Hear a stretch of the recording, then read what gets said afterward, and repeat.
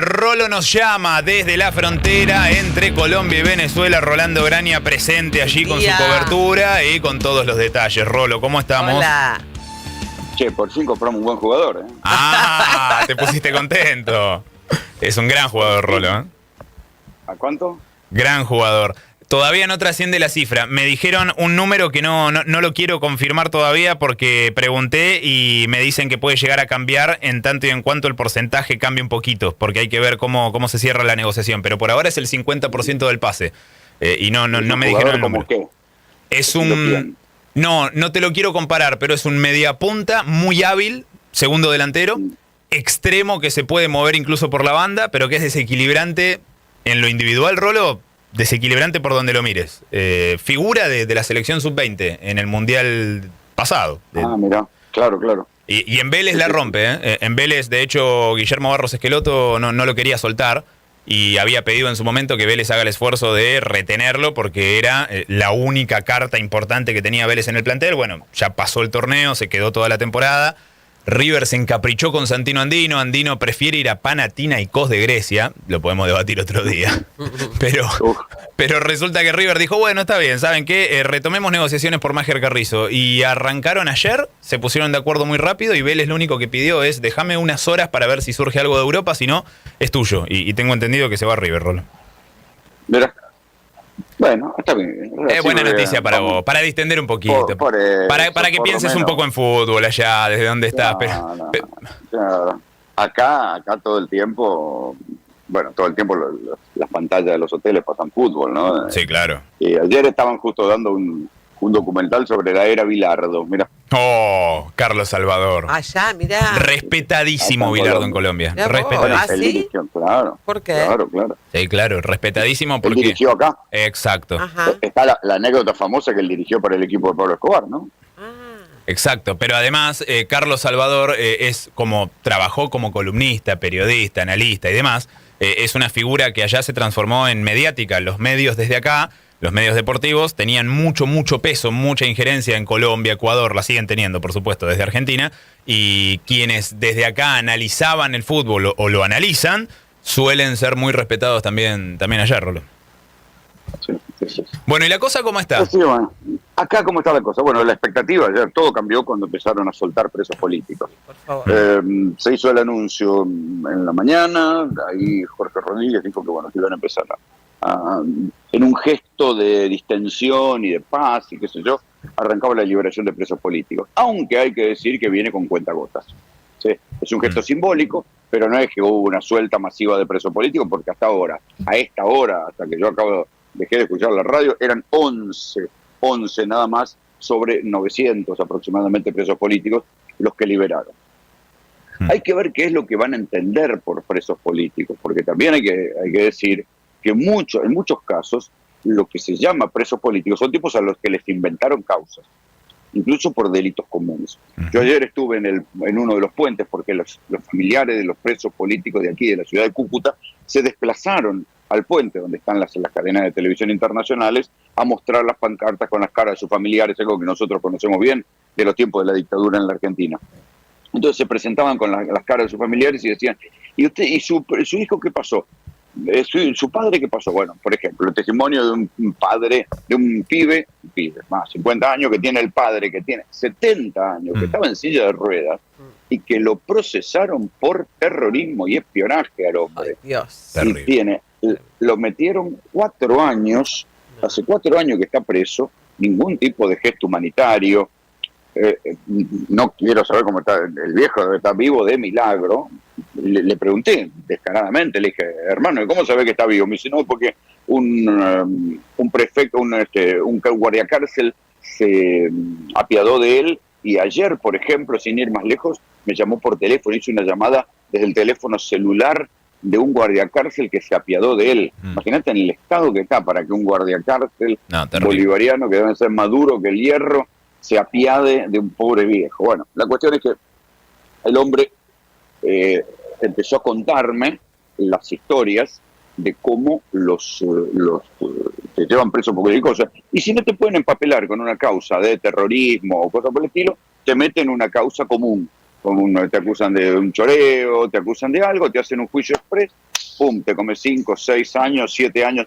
Había el caso de otra mujer que tenía un hijo, también que lo habían agarrado allá, estaba de visita, como tantos que pasan de Cúcuta a San Antonio de Táchira, van y vienen, porque son ciudades gemelas, estaba de visita allá en la casa de unos primos, y parece que por una trifulca lo metieron preso. 6 años le dieron. Ya tiene la sentencia cumplida, y sin embargo no lo sueltan. Y además porque por una causa común te torturan, digamos, te hacen cosas heavy. Y después, a mí lo que me sorprendió es que muchos de ellos habían terminado confinados en un complejo penitenciario llamado El Rodeo, que queda en las afueras de Caracas, donde ahí está Nahuel Gallo, el gendarme argentino que todavía está preso y que de vez en cuando sacan un videito como para demostrar que está vivo. Y varios de ellos habían tenido contacto con Nahuel Gallo, y varios de los que salieron y varios de los presos que hablaban con estas familias decían que Nahuel Gallo había sido torturado. Con lo cual, digo, los testimonios son muy, muy complicados, muy complicados. Y eso también es lo que hace, lo que provoca, que seguramente vaya a haber una destrucción de papeles, tratando de que no se encuentren pruebas de destrucción de papeles, de registros, de discos rígidos, de todo, para que no se sepa quiénes eran los torturadores. El segundo Diosdado Cabello está identificado como uno de los tipos que torturaba, o sea, como se decía antes, torturador de picana en mano.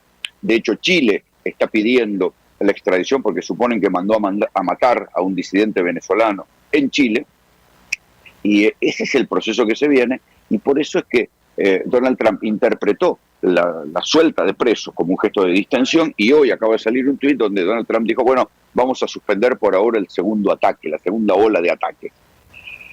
Es verdad que hubo liberación de presos políticos, pero por ahora son poquitos, son 11. Pero también hay que recordar que Donald Trump conoció sus propios límites, y por algo ayer estaba tan caliente, porque el Senado le dijo, no señor, hasta acá, no vuelva a atacar Venezuela sin autorización del Congreso, y parece que esto también le hizo moderar un poco a Trump en sus afanes de seguir amenazando con un segundo ataque.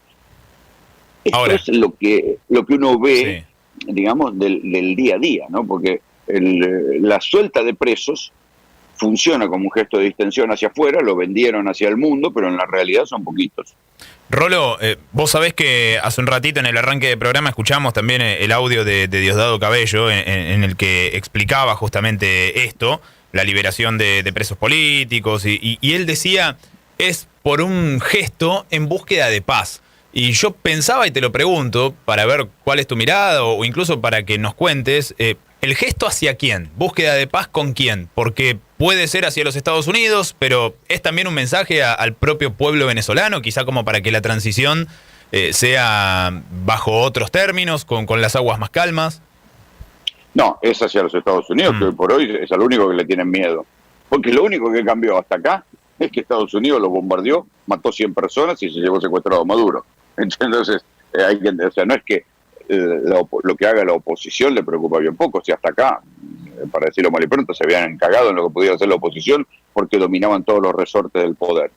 Al único que le tienen miedo ahora es Estados Unidos. Entonces, esto es lo que cambió. Exclusivamente eso. Y Rolo, me crucé ayer, contanos esa historia porque vale la pena, me pareció un gran laburo más allá de eso, desde lo periodístico por supuesto, pero me crucé ayer un informe tuyo en América, lo cito como corresponde, en el que contabas y mostrabas la cantidad de venezolanos que cantan en las calles allí en Colombia, Rolo. Y claro, porque viste que nosotros siempre decimos una cosa son las estadísticas y otra cosa es lo que el desmadre político, el mal manejo o los desastres provocan en las vidas personales de cada uno, que las convierten en tragedia. Y esto puede afectar tanto a una persona que tuvo la suerte de poder tener una carrera universitaria como al que no tuvo esa suerte. Entonces, esto es lo que yo veía ayer, simplemente, pero te juro, en el rango de 3 cuadras. En el rango de 3 cuadras es que yo pude ver que había en un semáforo, en 3 semáforos, sí, había un abogado cantando, una mujer con 5 hijos, la última de ellas con síndrome de Down, que el marido cuando vio a la chica con síndrome de Down la abandonó. Ay, Tremendo. 2 jubilados, otras 2 mujeres con 3 niñas que no quisieron ni dar la cara. Todos, además la escena es como muy penosa porque se acercan a la ventanilla del auto y te cantan, como quien se acerca a la mesa de un bar con una guitarra y te canta. Bueno, y cuando empecé a hablar con ellos, muchos, por supuesto ninguno te quiere hablar de política ni del régimen, muchos de ellos no te quieren dar el nombre, tienen miedo de que al salir grabado los vengan a buscar. Entonces tuve que entrarles por el lado de que estábamos haciendo notas sobre los artistas populares que cantaban en los semáforos y qué sé yo, qué sé cuánto. Y algunos de ellos se soltaron, no dijeron gran cosa, no es que hicieron un panfleto político, pero la sola historia, y yo te digo, mira, un abogado recién recibido que trabajaba en una fiscalía decidió irse al exilio con su esposa y su nena. Hace 10 años que está dando vueltas en Colombia. ¿Por qué se queda en Colombia? Porque no puede salir a otro país porque tiene que sacar el pasaporte. Claro. El pasaporte, sacar un pasaporte en Colombia cuesta 300, en Venezuela, perdón, un pasaporte para un venezolano que puede volver a Venezuela, él no tiene ningún impedimento, que puede cruzar la frontera y ir a gestionar el pasaporte. $300 por persona. El tipo necesita juntar $900 para poder ir a probar suerte a otro país. Con un salario promedio muy por debajo, que lo torna prácticamente inalcanzable. La jubilación en Venezuela es de $3 mensuales. Imagínate, $300 por pasaporte. Por él que un salario sea mejor. Es terrible. $15, ¿viste? Pero Rolo, yo cuando vi el informe, de verdad, me quedé, es más, te iba a escribir, después me puse con cosas de laburo también y no pude escribirte, pero te iba a escribir porque me lo crucé y me llamó la atención que para nosotros en cuanto a cultura popular, es habitual, por supuesto, vemos en cualquier ciudad del mundo, en cualquier ciudad del mundo encontrás gente cantando en la calle, no tiene nada de sorpresa. Ahora, lo diferente, lo llamativo, lo interesante, Rolo, fue esto, que eran todas personas venezolanas en un radio corto, escueto, y que todos además tenían historias o muy particulares o incluso formación profesional. Y eso muestra, Rolo, que son personas que quizás si hubiesen tenido la mínima posibilidad, se quedaban a construir su vida en su país, por supuesto. Y suena obvio lo que decimos, pero vale la pena remarcarlo. Bueno, estas son las historias. Eso es lo que se dice cuando uno tiene que interesarse por la vida cívica y por la vida política de su país. Porque si uno se desinteresa, un día, y vota mal, o no le importa, o no se entera, o no está informado, y no tiene lectura política de lo que está pasando, un día viene, no ve venir la ola, y la ola te tapa y te tira al pasto, y te saca del sistema, y te cae del mapa.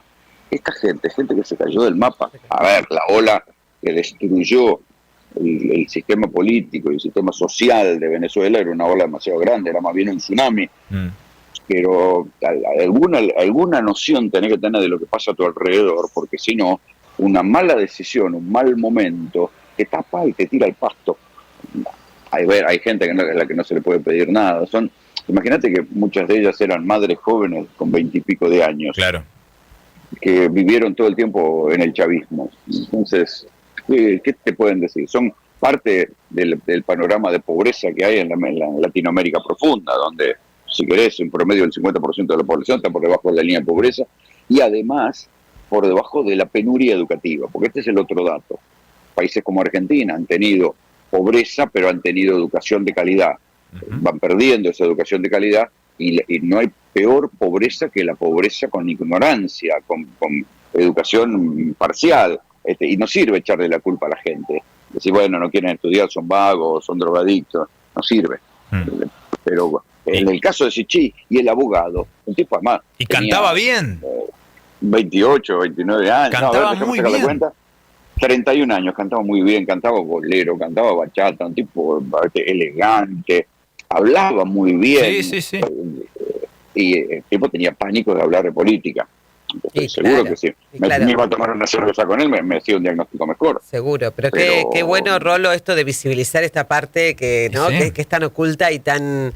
yo lo que quiero saber, estoy totalmente tomada por la liberación de los presos políticos, es como es la casa de Gran Hermano, ¿viste? Estamos viendo a ver quién sale. ¿Por qué tardan tanto y esta manipulación de no decir a qué hora y de repente te sueltan uno o una... ¿No? ¿Cómo se vive eso ahí, Rolo? Porque ahí tiene que pasar por 3 filtros. La decisión de un sector del gobierno, que es el sector de los hermanos Rodríguez, de Delcy y Jorge Rodríguez, es que liberen a todos. Es lo que anunció, por eso lo anuncia Jorge Rodríguez. Sí. Diosdado Cabello, que es el que maneja el SEBIN, vale decir, el Servicio de Inteligencia, el que maneja el helicoide, él dice, sí, nosotros vamos a liberar como un gesto de la paz, pero él es el que los va soltando con cuentagotas. ¿Sí?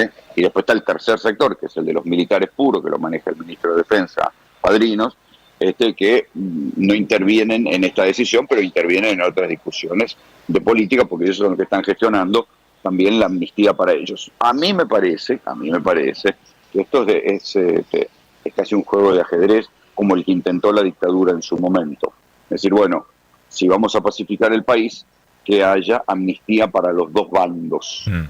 ¿Sí? Volver a la teoría de los dos demonios. Y bueno, si vamos a pacificar el país, que haya una amnistía amplia para los presos políticos, pero que también haya una amnistía amplia para los militares. Entre ellos, por eso te digo, entre ellos, ojo, porque hay muchos personajes que son de torturadores picar en mano. Ayer, en el testimonio ahí en el puente, nos contaban hay un caso de un hombre de doble ciudadanía alemano-venezolana, que lo terminaron torturando con un palo de escoba en el culo. Digo, estamos hablando de cosas heavy, de un sadismo al estilo de las peores dictaduras de hace 70 años, todo esto en nombre de la Revolución Bolivariana. A propósito de la Revolución Bolivariana, ayer nos enteramos que, porque lo vimos de casualidad en un video que grabamos, claro, porque siempre está la leyenda urbana que cuando vas al puente, si jodés mucho en la fronterita, ahí en esa zona que hay entre Venezuela y Colombia, pueden venir los colectivos, o puede venir algún venezolano y te mete para adentro y te lleva a Venezuela. Entonces venían los colombianos y decían, tengan cuidado, amigos, no se acerquen mucho porque puede venir alguien y los agarra y los mete para adentro. Yo decía, ¿qué nos van a agarrar? Estamos transmitiendo en vivo, no hagan fantasía, no vendan humo, muchachos. Bueno, la cuestión es que hace 3 días, mejor dicho, el martes pasado, estábamos trabajando en el puente Francisco de Paula Santander, que no es el más grande, no es donde están todos los medios, sino en otro, y estábamos mostrando el puente, el río, justo el límite de la frontera, el cartel que dice Venezuela al fondo, cuando de pronto aparecen 2 muchachos, de estos muchachos, viste, como grandotes, sí, típico muchacho de la policía de civil, y vienen y se acercan a nosotros. Yo estaba justo parado en el límite, en la raya misma. Mi camarógrafo me hace gesto, y le hace gesto a Carolina Amoroso, que estaba trabajando en el otro lado, y al equipo de TN, que son amigos, les hace gesto diciendo, ojo que estos vienen sacando fotos. Bueno, habitual, nos han sacado tantas fotos, y esto que yo les contaba, no es que somos conocidos acá, sacan fotos para estar en claro, para identificar, sí. Claro, bueno, entonces los tipos nos sacan las fotos,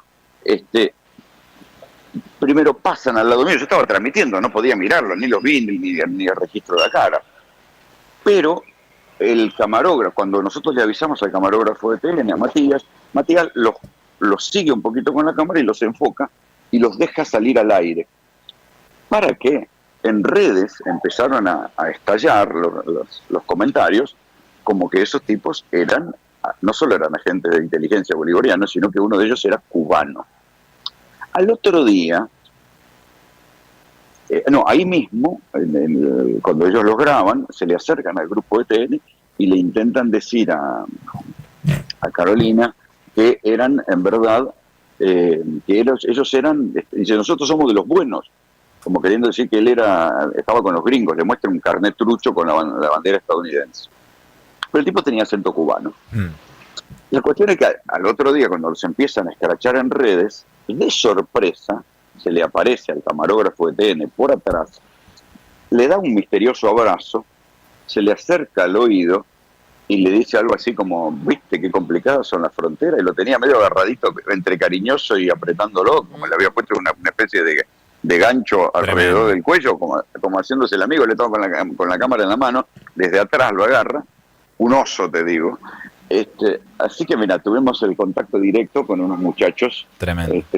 El típico caso de los cubanos puestos acá en la frontera para trabajar para los venezolanos. Rolo, ahora en Estados Unidos, Rolando Graña en vivo, por supuesto, el conductor de RPM, nosotros cuidándote el espacio acá, Rolo, creo cuando vuelvas te vas a encontrar todo más o menos igual. Más o menos. Igual. Vas a tener ¿Te algo. trataron bien las locas? Sí, me cuidaron, Sí, me sí, trataron muy sí, bien, me sí. ceban mate aunque no tomo mate. Sí, Todo eso es un lujo, pero cuando ponemos vuelvas música. te tenemos que mostrar una canción que hemos compuesto, un remix de Fernando Cerolini. No te lo vamos a hacer escuchar a distancia porque no lo vas a poder apreciar, así que cuando vuelvas te lo mostramos.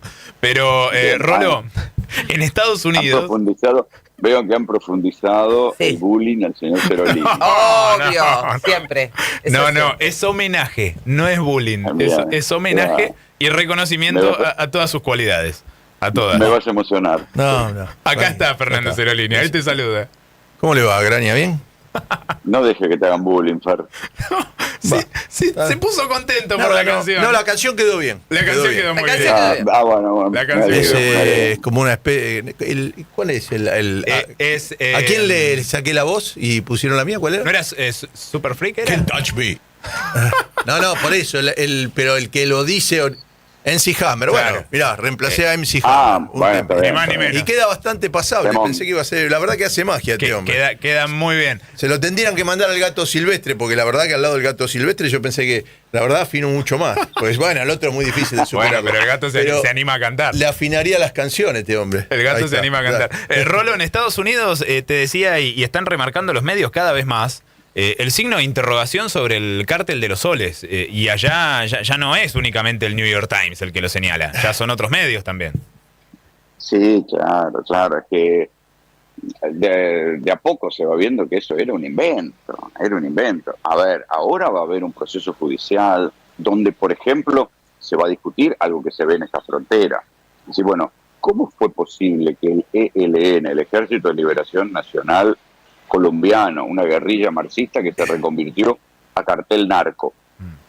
¿Cómo fue posible que todos estos años estuviera trabajando en Venezuela? ¿Quién lo amparaba? ¿Quién lo protegía? ¿Por qué no hay ningún capturado del otro lado de la frontera? ¿Por qué nunca les encontraron un cargamento de cocaína? Los testimonios, yo les conté la historia de María, que dice, me tuvieron secuestrada, yo vi las plantas de cocaína, a mí que no me la cuenten, yo vi los paquetes y vi las fosas de almacenación y sé cómo lo hacían. Entonces, y del otro lado, resulta que del lado venezolano nunca caía un narco, porque esta es la otra cosa también. En Venezuela caían presos los vendedores de callejeros, el narcomenudeo, pero resulta que estás en uno de los pocos lugares de la tierra donde se planta hoja de coca y la coca crece, y resulta que nunca detenían a nadie, nunca aparecía la detención de ningún tipo de ningún cargamento de cocaína. Era raro. Entonces sí va a haber seguramente un juicio por la tolerancia, la vista gorda, la manera en que se hicieron los tontos respecto del tráfico de cocaína. Ahora, de ahí a decir que el gobierno era un cártel es diferente. Una cosa es, como decimos siempre, que las policías provinciales en la Argentina son el ente regulador del delito porque cobran peaje de determinados delitos y de otros no. Digamos, el mayor emblema de esto fue la bonaerense de los tiempos de Duhalde, ¿no? Entonces, ¿viste? Una cosa es eso y otra cosa es que directamente un gobierno sea un cártel. Yo sé que por ahí para la gente en común es lo mismo. Una cosa es complicidad y otra cosa es organización. Penalmente, Sí, claro. la causa es diferente. Obviamente pero es repudiable, si porque tomás eso es un gobierno. Pero además, si tomás Pero- el concepto de complicidad, no existiría ni el gobierno de México, ni el gobierno de Colombia, ni el gobierno de los Estados Unidos, porque que por todos esos lados no es que hay un tipo vendiendo droga, son toneladas de droga que se venden. Digamos, debe haber circuitos que están totalmente amañados y que se sabe que existen. Algunos los cortan y otros no los cortan. Porque ahí hay una cuestión de niveles de responsabilidad. Entonces, vos podés decir, sí, este policía, este comisario, este jefe policial, este gobernador pueden tener algún grado de connivencia, pero eso no quiere decir que sean los que la trafiquen. Claro, ¿no? claro, claro. Son delitos complejos desde la simplificación periodística, decir, bueno, el cartel de los soles, los generales, hacían esto y esto y esto, queda bien para un relato y queda bien para un tuit. Claro. Ahora, si esto lo tenés que convertir en una causa judicial, es mucho más complejo. A propósito, sí, ayer hablaba con un señor que trabaja hace años en el mundo del caso venezolano, y me decían, claro, los generales no se quieren ir, porque pensá que los generales que estaban en la crema del mando bolivariano se llevaban $1 millón por año. No es solo la memoria de Chávez. O sea, los tipos se levantaban un palo verde por año. Tremendo. Es guita. Tremendo. Es guita. Rolo. Porque, ellos manejaban el petróleo, ese petróleo se vendía a través de criptomonedas, esas criptomonedas no tenían trazabilidad y de ahí se bolsiqueaban un palo cada general. Decís, porque esto era el esquema de la cúpula militar. Claro, ahí se entiende, porque eran todos bolivarianos. Rolo, acá Cami Jiménez, nuestra productora ejecutiva, me dice, nos Cuídense de dice esa. dice que te tenemos que liberar. Que la porque termines, dijo, Claro, así, Pero que la dice que tiene termines. una nota, termínenla Rolando. que Rolo se tiene que ir, dijo. Está Y ocupado. nosotros, viste cómo somos, obedientes, profesionales. Enseguida. Me voy a un hospital ahora. Ah, bueno. Hospital. Pero no por mí, sino porque Qué susto. voy a pescar una nota que me contaron. Ah, bueno. ¿Qué Bueno. desayunaste hoy, Rolo? No, un desayuno acá caribeño, frutas, café, maravilloso café. Ah, Qué Chicos, el rico. café acá, no hay manera de competir con el café de Colombia, lo hacen, en cualquier lado que tome te hacen un café espectacular, Mira. las frutas son espectaculares, frutas, café y por supuesto arepas. Claro, Qué la arepa es... rico, qué rico. Rolo, bueno, volvemos Va a tomar con contacto todo. cuando vos nos digas. Automáticamente nos ponemos en comunicación y nos seguís trayendo detalles desde allí. Te dejamos porque Cami nos va a liquidar. Nos dice que te tenemos que En un liberar. rato hablamos, chicos. Dale, abrazo Beso. grande, Rolo. Chau, chau.